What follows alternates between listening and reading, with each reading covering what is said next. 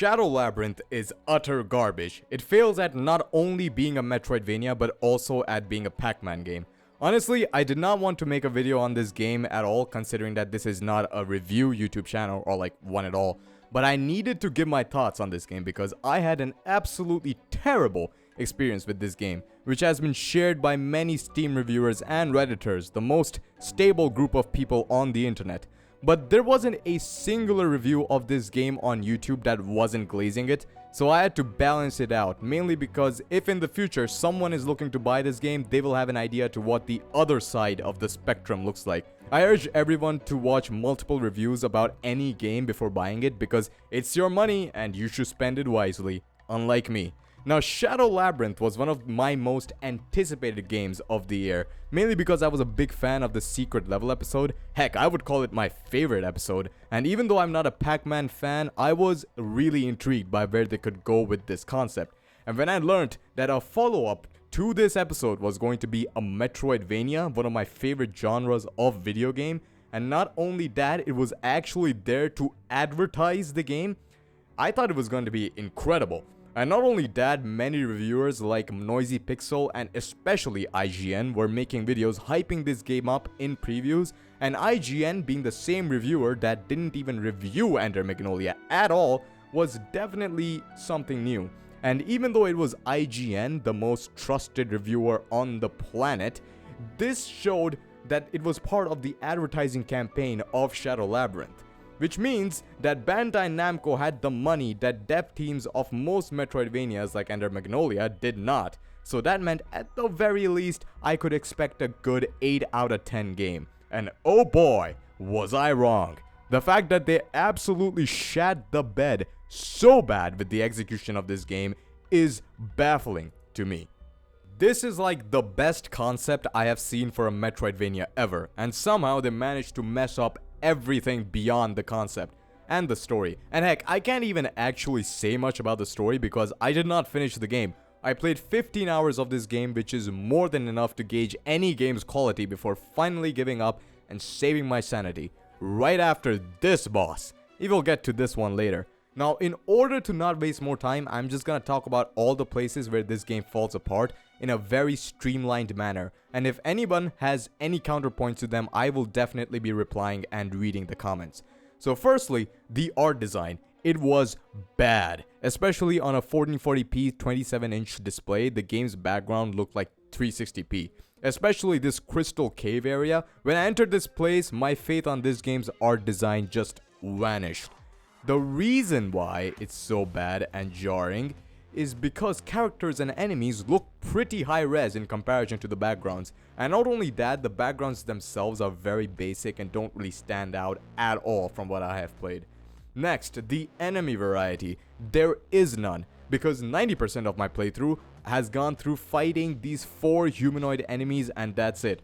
Now, I kinda did like the fact that when the parry gets introduced, the way you actually fight these guys changes a bit, but even then, it gets old really quickly, and they just keep on showing up over and over again, especially in these combat sequences, which leads to my next point, difficulty imbalance. Most of the game is pretty easy and manageable in my opinion, except for some sections which are so much harder than the rest of the game that it felt like no one fucking playtested this.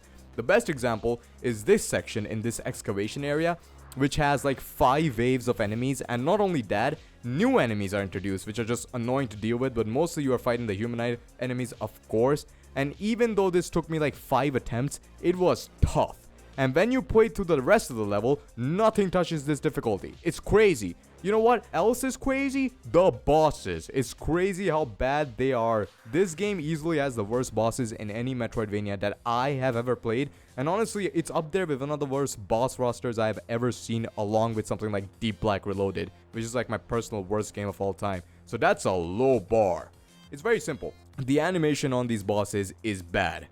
They have 3 attacks and are damage sponges, but the worst part is they can 2-shot you. So all of this just makes the bosses extremely tedious, but also low effort. Plus the designs for most bosses are just trash. Like the dude who made me quit the game is just one of the smaller humanoid enemies, but big, and that's it. Legit. And I have been told this isn't even the worst boss in the game.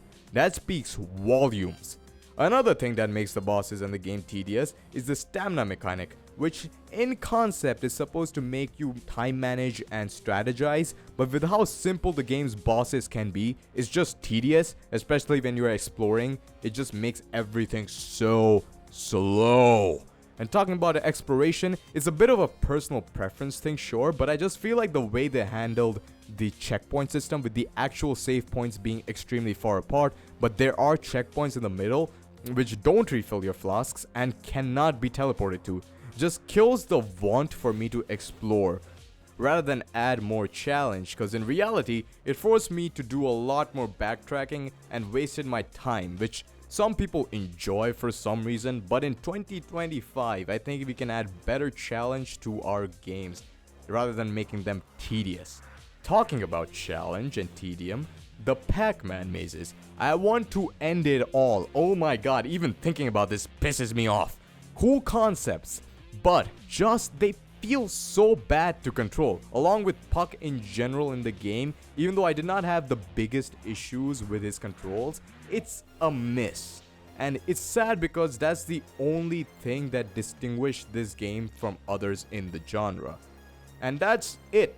The biggest argument that I have seen in this game's defense is that us commoner Gen Z kids cannot understand how things used to be back in the day. And if you don't enjoy this game, then you're just bad and get good, scrub. And I'm just like, you've already lost the argument if you're comparing a 2025 game to a 1994 one. Times change and developers get better at adding difficulty without adding frustration. And it's crazy that Bandai Namco could not learn from indie devs. They don't even have quarter of the budget of this game. Like legit, the secret level episode and the advertising for this game would be equal to the production of Ender Magnolia. And that's just sad. Whatever, I need to just make this video real quick. It took me like a day to make compared to like a fucking year it usually takes for me. So that's why the editing quality is gonna be pretty mid.